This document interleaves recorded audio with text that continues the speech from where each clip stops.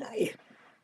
Hello. It is noon on Wednesday, and I'm Janet Fitch, and therefore it is Writing Wednesday, where I answer your writing questions, all kinds of um, psychological, craft questions, writing business questions, just about anything that you want to ask me.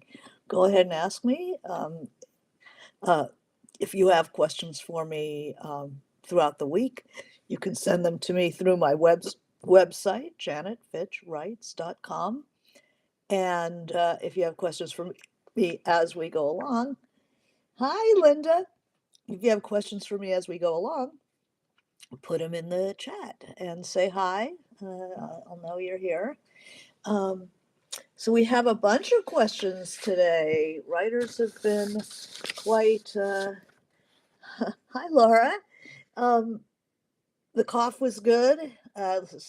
Linda asked, "How's the cough?" I was sick um, last week before, and the book festival was excellent, um, as always. Los Angeles Times Festival of Books, which is kind of the circus is in town for writers when we get the book festival. Found out about all kinds of books that I needed to read and went to panels and heard what people had to say. And then I was on a panel with a very illustrious cast. So that was always a pleasure, talking about how the book festival arose. Hi, Sarah. We have good questions today. And the first question I have is from Blair, who I imagine will be joining us. Um, and this is a serious question about service, where, um, well, I'll let you listen to Blair's question. Um, Hope you're well. Thank you for your dedication to Writing Wednesday. My pleasure. Um, uh, Finds inspiration in the continued broadcast. That's very sweet. The question for Writing Wednesday. How do you give yourself permission to sit down and write when the world is on fire and you can go out instead and douse a few of the flames? So she gives me, hi Blair, we're doing your question. Um, uh, this is such an interesting question, service to humanity versus sitting in a room by yourself playing with imaginary people. All right, let's think about this. Um, I'm a lawyer working with domestic violence survivors at a shelter. I'm helping women fight for the asylum that will, a woman fighting for the asylum that will prevent her deportation. So, really important work. Um, I help women wrest custody of their children from abusers and secure protection for themselves that I hope will keep them alive. Super important work. Hi, Gail, and I've got your question too. Um, that said, I love writing. If the author of Annie Dillard's anecdote asked me, "Do you love sentences?" the answer would be emphatic yes. I love literature. I am Saul Bellows' reader, moved to emulation. So Saul Bellow was very much on the side of the common man. Um, I don't question that great writers are serving the world. But what about unknown writers like me who are realistically unlikely to have our novels published? Who are we serving besides ourselves? Toni Morrison told her students, when you get these jobs that you've been so brilliantly trained for, just remember that your real job is that if you are free, you need to free somebody else. If you have some power, then your job is to empower somebody else. This is not just a grab bag candy game. I have been brilliantly trained. I am free. I have some power. Hadn't I better serve others? But then again, Morrison was a writer. I cannot both write seriously and do this kind of work. I have tried. How does one decide? Thank you, Blair. Okay, now this is a super interesting comment. Hi, Amy. Um, Laura has already had. Hi, Jill. Laura's already has a comment. We need people like you, Blair. So if writing feeds your soul so that you can do what you do, I say you have to do it.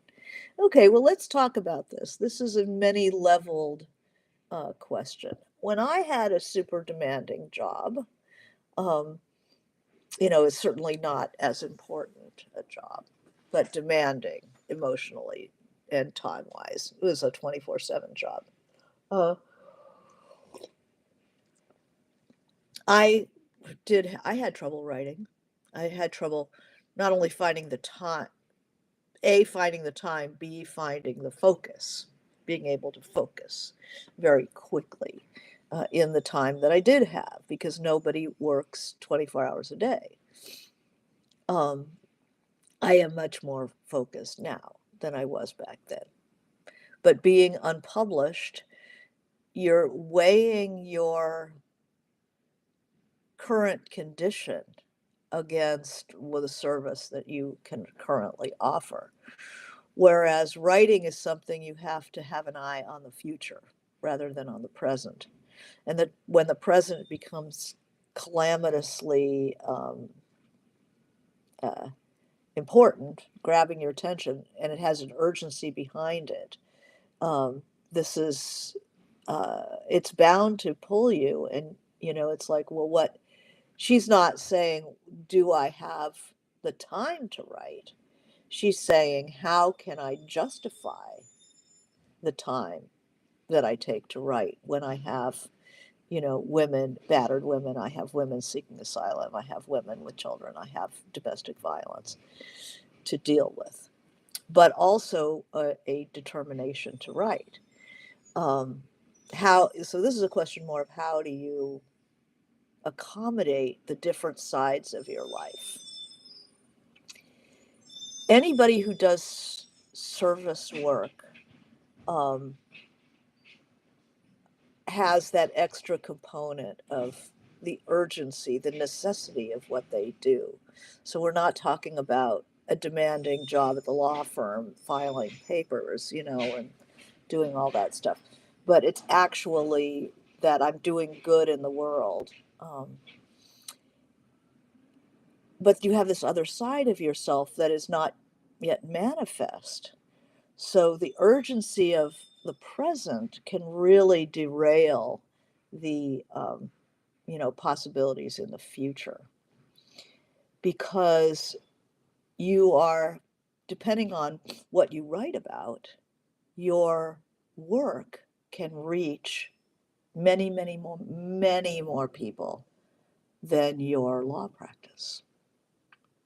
If you're able to write about these people and their situations in a way that helps other people see the urgency of taking care of these matters or helping other people, then there's a multiplier in there. Um, so it's not you can't compare the work in the present with the impact in the future. Um, I'm not saying you would ever quit doing what you're doing. The question is, how do you continue to value the project of reaching others with your stories, with your insights, with your work? How do you value it enough not to say either or? Because you have to plan for the future. It's like if you're a teacher, there's a lot of emotional stress. Not let's not use the word stress, trauma. Blah, blah, you know, hate jargon, but there's a lot of emotional commitment in service work like that, like the work you're doing. But you can really, as Laura like picked up right away. I don't know, Laura, what you do for a living, but she picked it up right away. That if writing feeds your soul, so you can continue to do the work you do, um, that's a key in there. I know there is an attorney here in LA that you should follow. You should think about her. You should follow her on social media. You should talk to her, go to her readings when she has stuff, named Natasha Dion. And she does amazing work. She does amazing work. She works with all kinds of, like, she has a prison project that she started, um, a, a getting people who are recently released from incarceration. How do you get them, um, you know, uh, into jobs, into work, into um, back integrated in society. They've really been left to hang. She does all kinds of social justice work. Natasha Dion, Deon. And she's been writing. She writes, fiction as well, and brilliant fiction. And she has a kid, and she's, um, just keeps getting it done. And what it is it seems to be that, it's absolute faith that it all feeds into the same thing. So it's not writing or the social justice work or the legal social justice work, but they all feed into one another. Um, oh, Laura, who has immediately saw your dilemma, says, I teach nonprofit charities how to survive.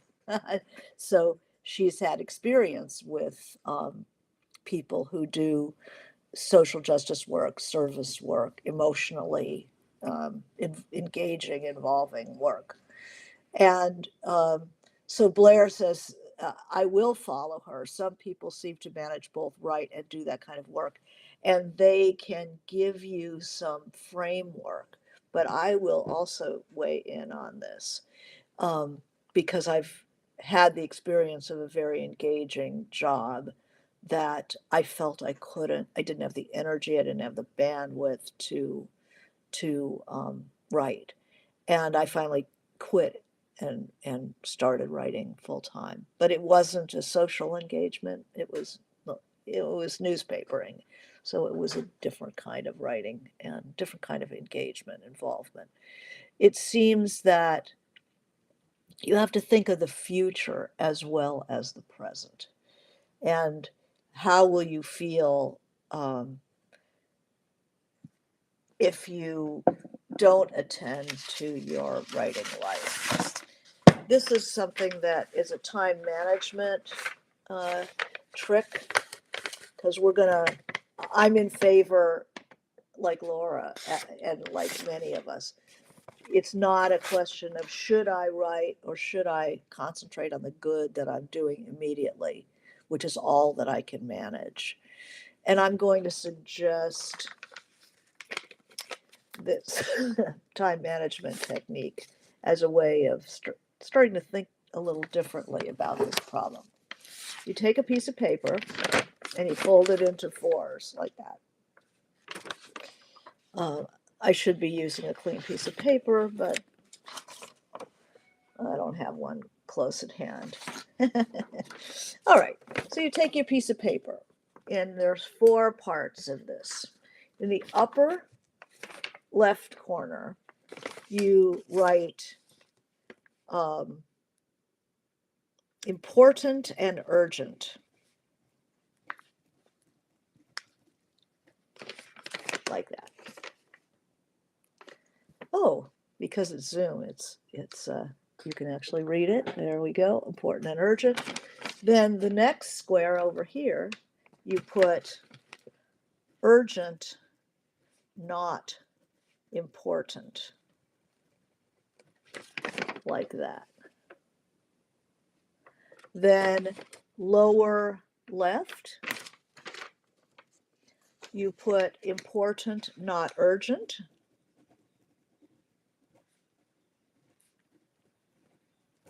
And the last thing over here, lower right, is not important, not urgent.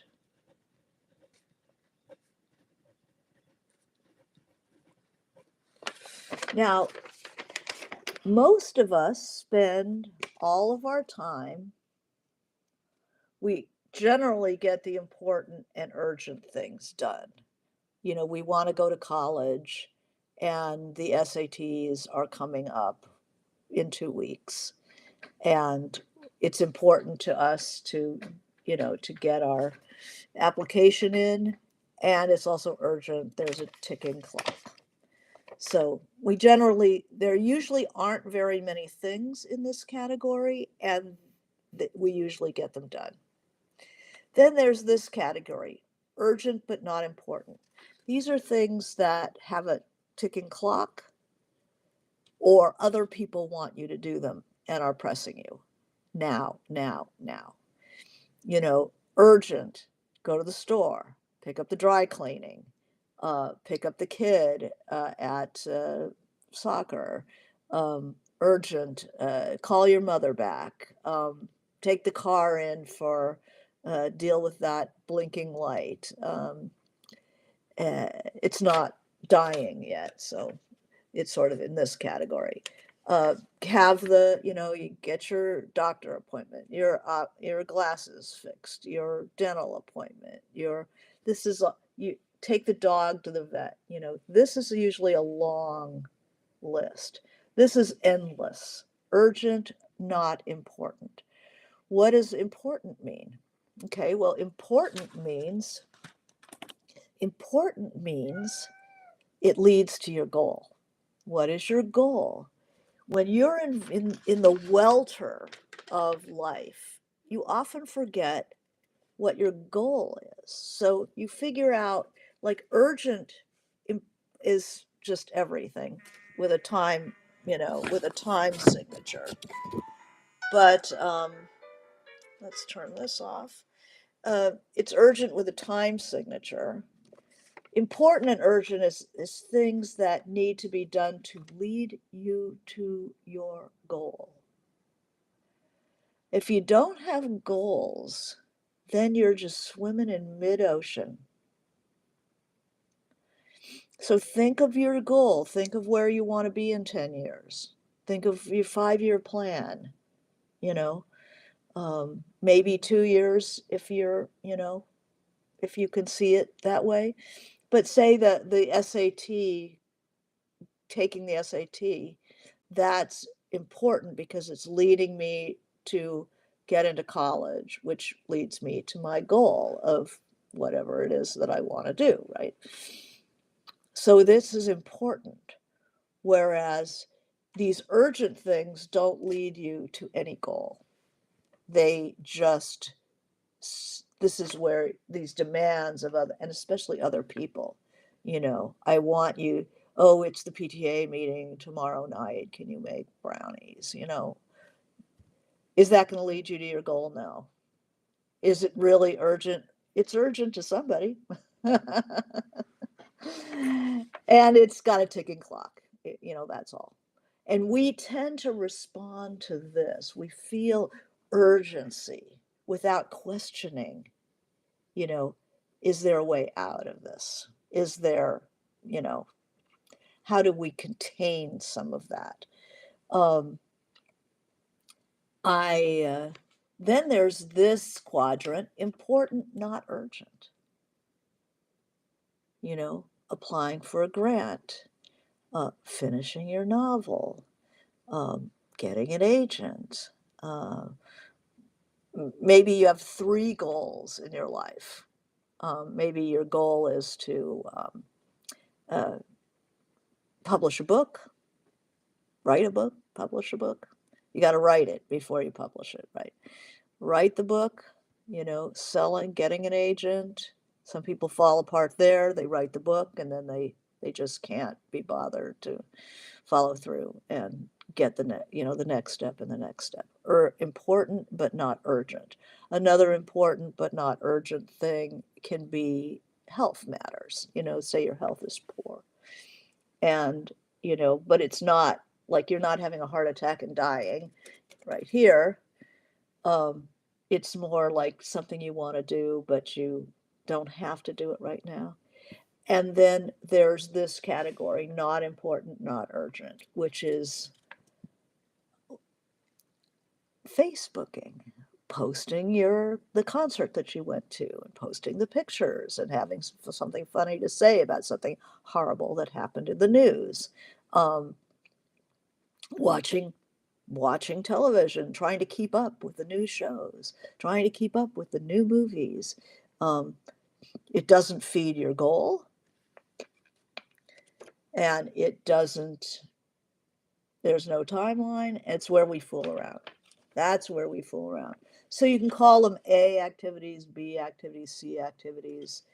I use this four-part thing because this is what we tend to ignore.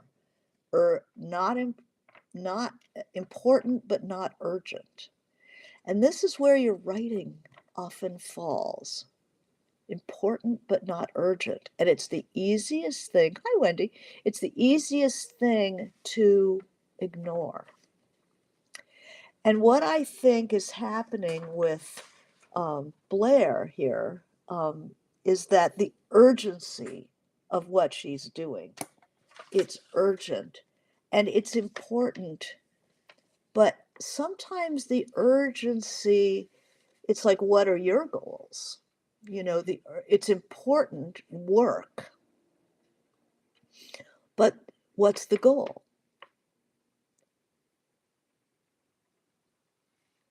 The goal would be to help this woman, this person. So the goal would be to be of service using the tools that you have. That's a good goal. And you continue to do it. And the urgency of it is what's reinforcing. Whereas there's no urgency to your writing right now, or what I can see. It's lacking the urgency. It doesn't help anybody right now. Right now, there's somebody out there hurting and in need, and you jump in to do it. But as Laura points out, what is burnout? Burnout happens when, especially people in the service industries, service industries, it's not an industry, in service professions, they just are putting everything on the one side of the teeter-totter. They're putting all of their work, all of their prep, all of their vision into one side of life. And without a balance, people, you have to replenish, as Laura said, if writing feeds your soul so you can do what you do, then it allows you to keep doing it. I think that by using something like this and remembering to keep your hand in on the important, not urgent,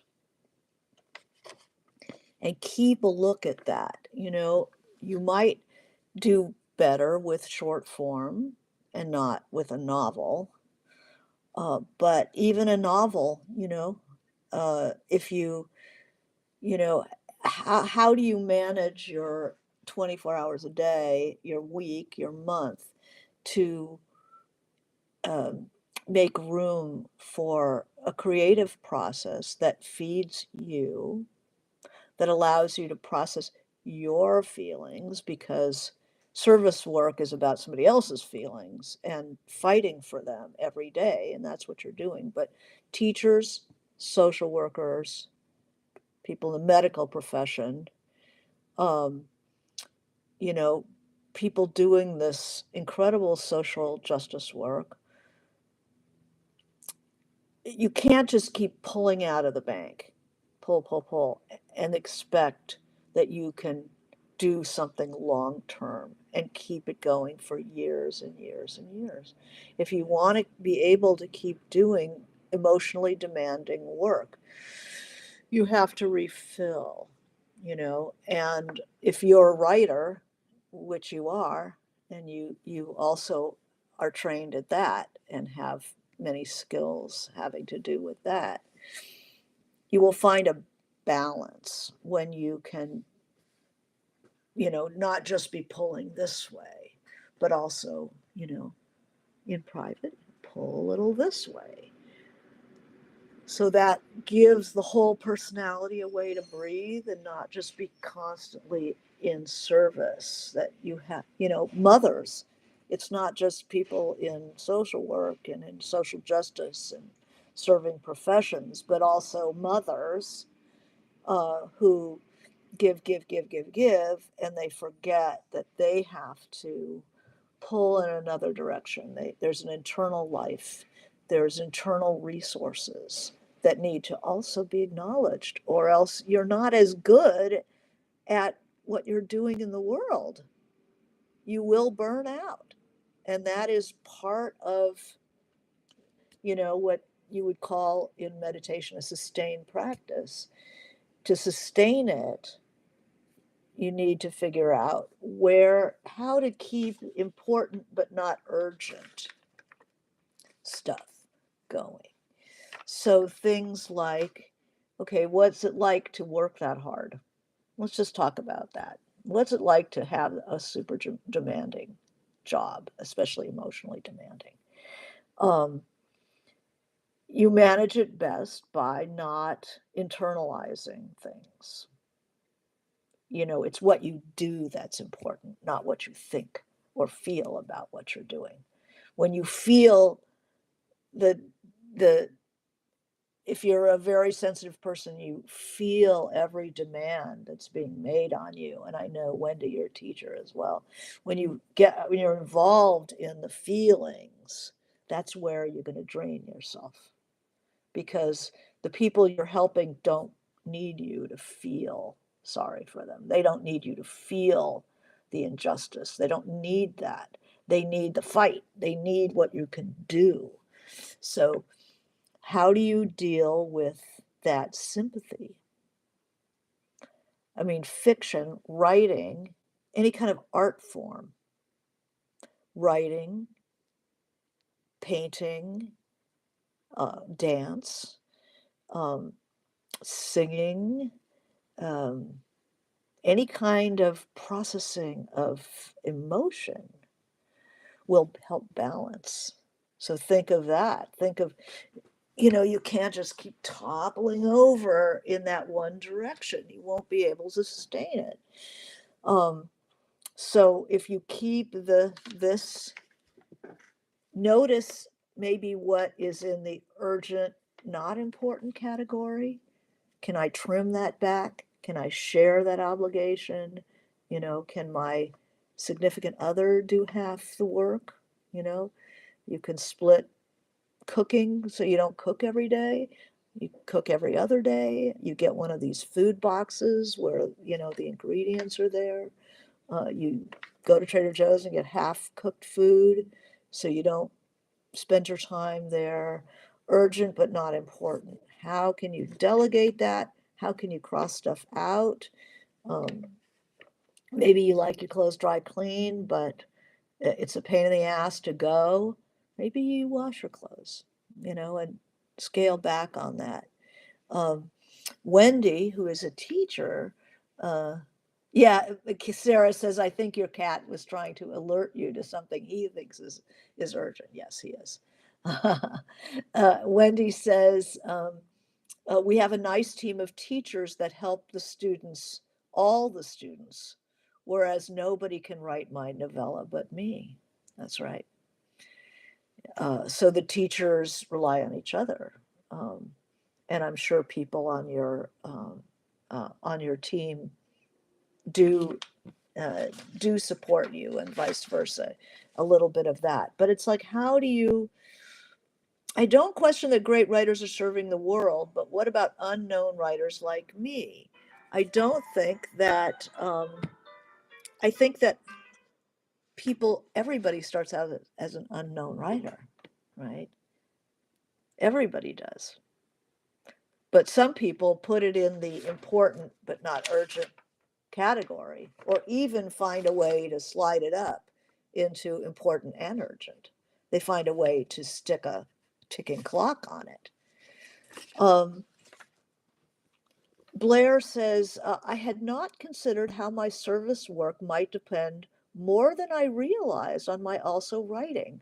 I think burnout may well be the result if I gave up writing. I will reconsider time management. Yeah.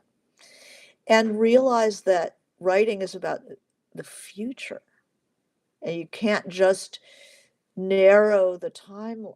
This is how people lose track of their life, is that they are taking care of the urgent matters in front of them, and they forget what's their goal. They forget that there's a future. There will be a future in which you have a book written, and then what? You know, um, if you write about, if you're writing about the an area of concern, if you're writing about basically what the injustice and the problems that these people that you're working with have, and sharing that with numerous readers, you get it published, you're going to have at least 1,000, couple thousand readers, maybe more. You'll have more than that, and you will reach them in a way that helping one person, one person, one person, one person, which is incredible concentration of labor, but you might end up helping more people than you can even imagine, helping them understand what it is to walk in those shoes and taking these very seriously. Um, I write about I wrote about a girl in foster care, and people weren't talking about foster care. They weren't People who had been in foster care weren't even talking about their own experience, like it was a taboo subject. Um, and having written that book, which I didn't set out to talk about foster care and, you know, kind of rip the cover off of that, but that's what happened. And many more people started to engage in the problems of kids in foster care, um, than would have if I had been a social worker. I would have been in the stable, I would have been doing God's work, and I certainly would have affected certain people very deeply. Um, but you also serve by enlightening people and by suggesting what it's like for some people, more empathy to, can we have a little more empathy in the world? People understanding what it's like to be in these terrible situations. I don't think we can have too much empathy. And I think your service is also involved with that. I think Toni Morrison was an editor, a very good editor, but she wasn't a social justice attorney doing, working with uh, shelter, working at a shelter. I mean, you're right in the thick of it. And there's so many things stories that could be created. I, but then let's think about time and energy. How much energy somebody who's doing your kind of work on the daily. Um, I think that a little bit of writing before you start work would probably really help you to get a half an hour in the morning before you start work, before you start your day, maybe a little bit at lunch if you have the clear space, and a little bit at night before you go to bed, so that when you wake up, it's you don't have to crack the shell. You can get right back in there. Could be a way to go. And then if you do that every day, maybe your lunch hour, you take 20 minutes on your story, um, a scene, a chapter. Um, and then on the weekend, if you have a bit more time, you rest up, but it's still going, it's alive. You don't put it off for the weekend. Don't put it off for summer vacation. Um, I mean, teachers, but try to keep it alive on the daily, important and urgent, or at least important and not urgent, but you can up the urgency a bit, imagining that people really need this. They need your writing as well. And everybody is an unknown. Everybody is unpublished until they are. It's just some people have a better grasp of futurity that that it will be published. People will respond to it. They will walk a mile in your character's moccasins. And that is going to be incredibly important. So I would say if you can write to Natasha or just follow her on social media and see what she does, see how she thinks about stuff. Go see a reading, a panel that she's on. You know, she's always out there. She has incredible energy. And she's always doing 10 things, but she gets energy from what she does.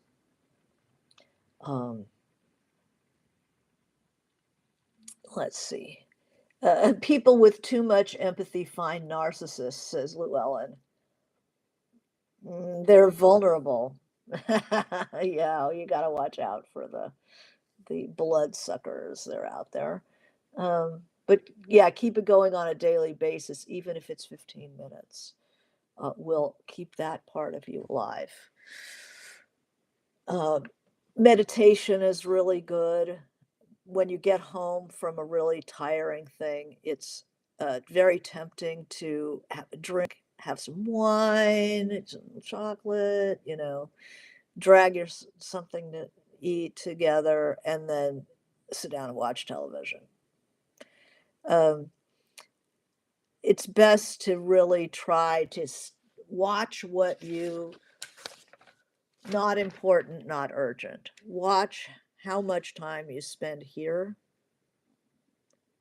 If you get back home and you're really tired after a day of lawyering at the shelter or teaching, nursing, anything like that, if you could take a nap for 20 minutes, half an hour, set an alarm, because I'll sleep 2 or 3 hours if I don't have an alarm. But all you need is 20 minutes, 30 minutes. What happens is the synapses in your head, literally, if you read up on neuroscience, the synapses in your head have the energy becomes depleted after a time, and it's not firing the way it did when you woke up in the morning. And if you can sleep a little bit, you know, even 20 minutes, half an hour, they reset. It's it's much more refreshing than a glass of wine.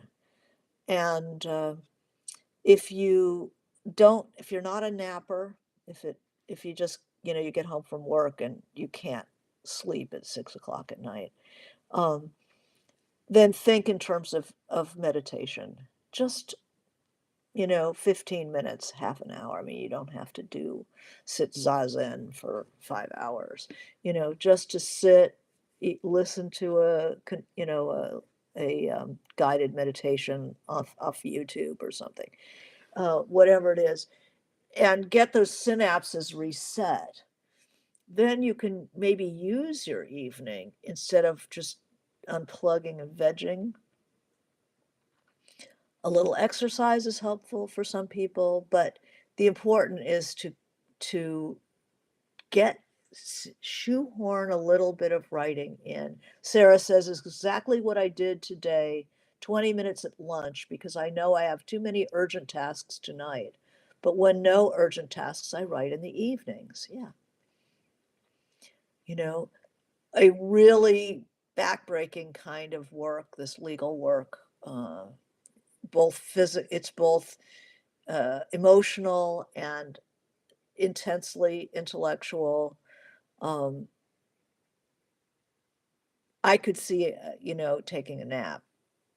It would be a good recharge.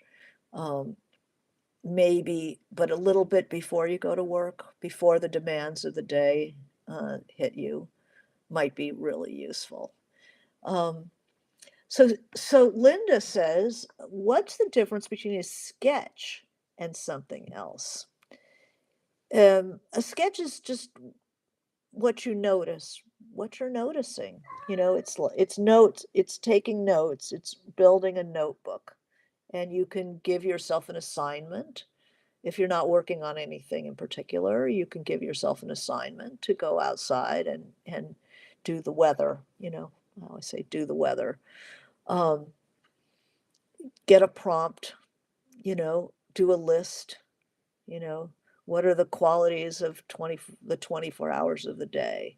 Uh, you can always work on your, do sketches, do your notebook, do observations, do exercises.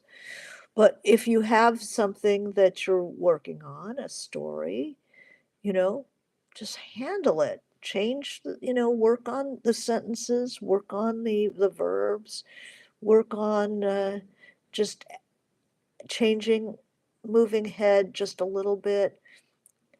The important thing when I used to envy people who had these lives where they could just, I work, 3 days without sleeping. And, I was like, I had little kid, and, I was like, I wish, how could I be that person? But in fact, that person never sent their work out. They wrote and wrote and wrote, never showed it to anybody, never developed it, threw it in a closet.